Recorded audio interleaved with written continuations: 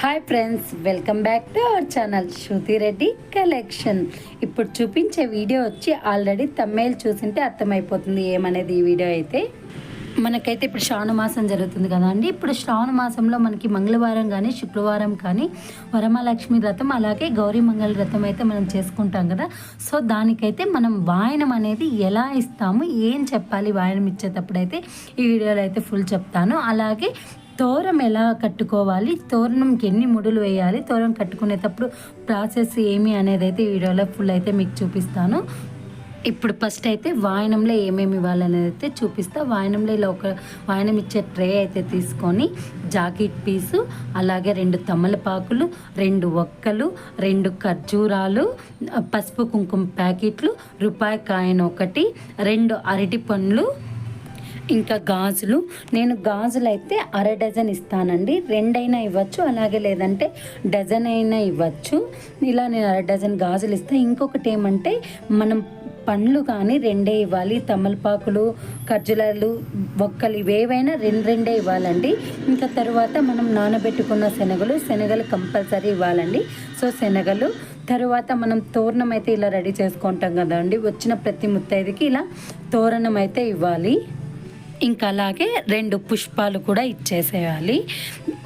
ఇంక ఇలా అయితే వాయనం ఇచ్చే వాళ్ళకి రెడీ చేసుకోవాలి. వాయనం ఇచ్చేటప్పుడు ఇచ్చి తినమ్మ వాయనం అని మనం చెప్పాలి, వాళ్ళు పుచ్చుకుంటున్నమ్మ వాయనం అయితే చెప్పాలి. ఇది అండి వాయనం ఇచ్చేది. ఇప్పుడైతే తోరణం అనేది ఎలా రెడీ చేసుకోవాలో అయితే తోరణం అయితే చూపించేస్తాను.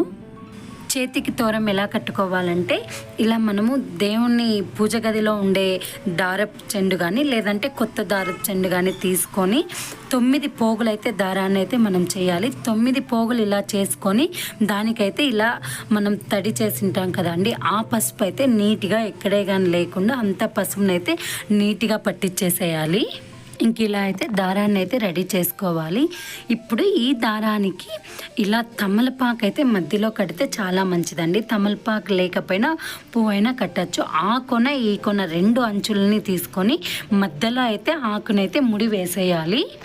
ఇలా తమలపాకుని ముడి వేసుకొని ఒక పువ్వు కట్టైనా 9 ముడిలైనా వేసుకోవచ్చు, లేదంటే 9 పూలు కూడా కట్టేసుకోవచ్చు అండి. ఇలా తమలపాకుతో సహా ఆ పక్క మనం 9 ఫ్లవర్ కట్టుకోవచ్చు. కట్టిన ప్రతి ముడి దగ్గర అయితే మనము పసుపు కుంకుమ అయితే రెడీ చేసి పెట్టుకోవాలి. సో ఇలా అయితే తోరణం అయితే రెడీ అయిపోతుంది. ఇప్పుడు కట్టిన ప్రతి ముడి దగ్గర పసుపు కుంకుమ అయితే పెట్టేసుకోవాలి. మన తోరణం అయితే రెడీ అయిపోయింది.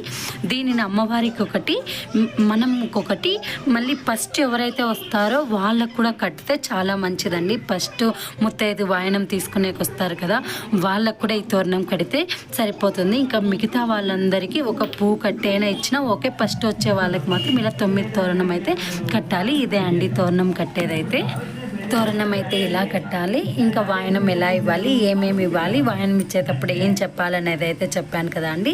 సో అంతే అండి. ఈ వీడియో కనుక మీకు నచ్చినట్లయితే లైక్ చేసి సబ్స్క్రైబ్ చేసి బెల్ ఐకాన్ని యాక్టివేషన్ చేయండి. లైక్ మాత్రం ఇవ్వడం మర్చిపోద్దండి, ఎందుకంటే లైక్ ఇస్తే నాకు కూడా ఇంకొంచెం బూస్టప్ లాగా ఉంటుంది. అంతే అండి. Bye bye.